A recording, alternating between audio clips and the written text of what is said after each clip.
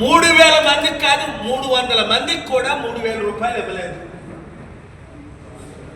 ఈరోజు బడ్జెట్లో చూస్తే మీరు ఏ విధమైన మహిళలకు పెన్షన్లు అన్నారు ఇవ్వట్లేదు. అంతకంటే ముఖ్యం, కుటుంబంలో నలుగురుంటే 15,000 60,000.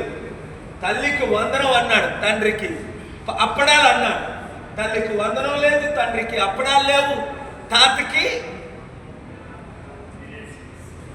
ఫ్లయింగ్ కిస్సులు ముద్దులు తప్ప ఏమీ లేవు. ఏడుస్తున్నాడు. ఏ అప్పుడు నీకు తెలీదా? 10 లక్షల కోట్ల అప్పు ఉన్నది, 13 లక్షల కోట్లు అని అబద్ధం ఆడేవే చంద్రబాబు నాయుడు. అప్పుడు నువ్వు ఇవన్నీ చేయలేవు, మనం కలిసి చేద్దాం అంటే నువ్వు చేతులు కలిపావా? మోదీతో కలిపావు. ఆ సిగ్గులేని పవన్ కళ్యాణ్ ఆడ యూజ్